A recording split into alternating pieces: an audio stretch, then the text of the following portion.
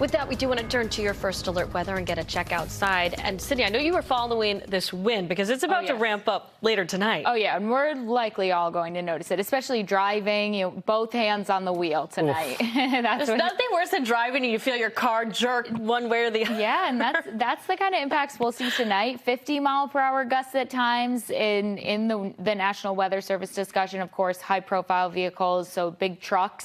Take caution, because especially those north-south roads. Good reminder, Sid. What you got for us? Yeah, so the rain's coming in, then behind it, that's where the wind is. So first, we're going to see a few showers for southern New Hampshire, and then we're watching the line of rain move over. Honestly, the rain won't be all that bad. For most of us, we're not going to be out in it. It will be between 10 o'clock and midnight tonight that we're going to see the bulk of this rain. It's on the other side of the rain when that wind is going to ramp up and potentially, of course, knock some trees around and cause some issues. Make a little bit of a mess with any of those leaves that maybe you put in a pile. Hopefully you've then transported them, but if they're still around, they're likely going to be blowing around. So by 7 o'clock, still seeing some of those rain chances, light rain over southern New Hampshire and the North Shore. And then 10 o'clock, starting to see some pockets of heavier rain move in. You could hear a rumble of thunder or two, but for the most part, it's just going to be some areas of heavy rain quickly moving, and it'll be offshore by midnight. That's when we start to see the wind ramping up by the time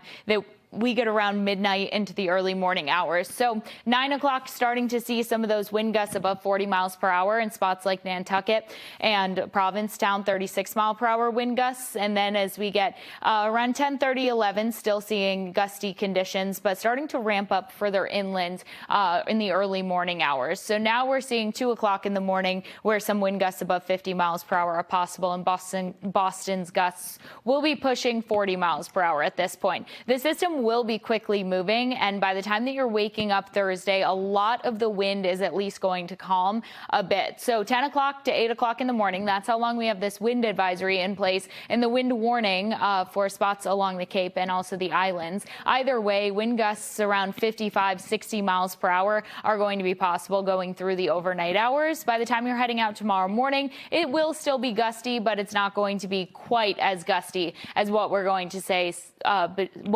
see between midnight and around 3 o'clock in the morning. So we do have a few more systems that are coming our way. So this low pressure moves out. We're going to see skies clearing, at least for a bit. Friday morning, likely seeing clear skies, but then we're building back in clouds, and our next rain chances come in overnight into Saturday. These could linger for a bit on Saturday, and then as we get into late Sunday and early Monday, that's when our next system's going to come in. So one right after the other, and by Monday, we'll see cold air coming into the picture. Tuesday is going to be a chilly one. The coldest air of the season will be in the picture for Tuesday and for Wednesday. So far this season, we definitely have colder air on the way. So temperatures in the middle 50s overnight tonight. Best rain chances for Boston will be between 10 o'clock and midnight, and then we get in on that wind. Then the wind starts to ramp up around midnight and beyond. Friday and Saturday, temperatures a little bit warmer. That scattered rain Saturday likely will hold off until at least almost the second half of the day.